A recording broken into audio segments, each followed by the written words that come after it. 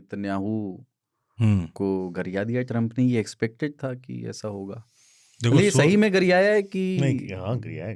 और इनफैक्ट एक इंटरव्यू में पूछा भी क्या, तो उन्होंने कहा हाँ, कह दी बातें जो बोली हैं, लेकिन इम्पोर्टेंट है कि युद्ध जो है रुकना चाहिए।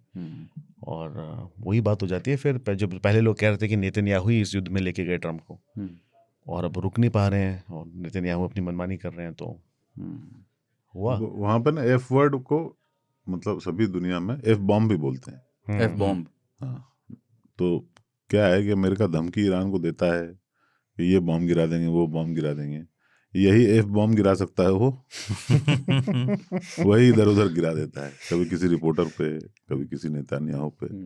हमारे यहाँ तो एच बॉम्ब हुआ था ना एक, हाँ, भारत में राहुल गांधी ने कहा था कि हाइड्रोजन बम, नहीं, हरियाणा बम, हरियाणा, हाँ, जो हरियाणा के लिस्ट उन्होंने जारी की थी। पर ये जो जूस लॉबी है अमेरिका में, जिसके बारे में कहा जाता है यार बड़ी ताकतवर है, जब ये वॉर शुरू हुआ तो बहुत लोगों ने ये किया कि यार ऐसा नेतन्याहू के आगे एक तरीके से उसकी हर एक बात मानने को ट्रम्प तैयार हो गए हैं।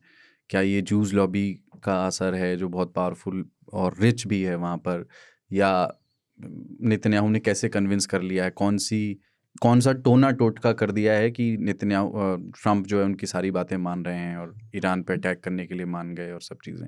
बट वो चीज़ अब थोड़ा सा दूरी हो गई है उसमें। आई थिंक जब गाजा वाला युद्ध भी हो रहा था तो इसी सिमिलर टाइप का कॉन्वर्सेशन जो बाइडेन और नेतन्याहू का हुआ था, ऑफ द रिकॉर्ड, जो मतलब बाद में पता चली कि इसी तरह की कि आप क्या कर रहे हैं, मनमानी कर रहे हैं गाजा में, इस तरह की जो बाइडेन ने बात कही थी।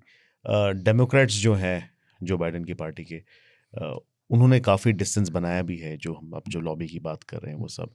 मुझे याद है नेतन्याहू जब प्रेसिडेंट ओबामा प्रेसिडेंट थे तो उन्होंने न्योता नहीं दिया था नेतन्याहू को अमेरिका के, वो जो जॉइंट स्पीच जो मोदी जी ने भी दी थी, तो हाउस रिपब्लिकन्स ने बुलाया नेतन्याहू को और स्पीच दे के गए, ओबामा मिले भी नहीं थे। तो आई थिंक वो एक डिस्कनेक्ट काफ़ी समय से चल रहा है। रिपब्लिकन्स काफ़ी क्लोज माने जाते हैं इजराइल के और इस तरह से, बट ये आई थिंक क्योंकि अब मामला फंसा हुआ है और ये समझ में नहीं आ रहा कि युद्ध ख़त्म करें तो करें कैसे।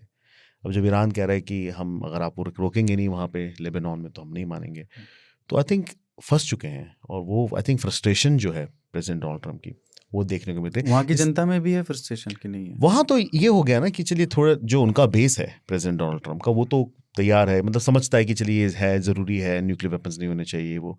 लेकिन अब देखिए जैसे यहाँ पे पेट्रोल के प्राइसेस बढ़े हैं 6, 7, 8, 10 रुपये, जो भी हमारे यहाँ डबल से ज़्यादा हो गए हैं। कैलिफोर्निया में जो 3, साढ़े 3, 4 डॉलर की गैस मिल रही थी वो 9 की हो गई है, 11 डॉलर की हो गई है। इन्फ्लेशन बढ़ रहा है, तो फ्रस्ट्रेशन है।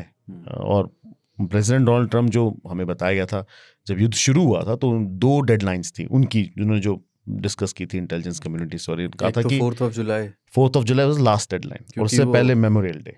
उन्होंने कहा था मेमोरियल डे जो भी गया 2 था कि ये 2 जो हैं इसमें, इसके पहले युद्ध खत्म होना चाहिए। तो 4th ऑफ जुलाई आ रहा है, 250 ईयर ऑफ अमेरिकन इंडिपेंडेंस। तो आई थिंक वो फ्रस्ट्रेशन शायद जो है वो जाहिर कर दी उन्होंने।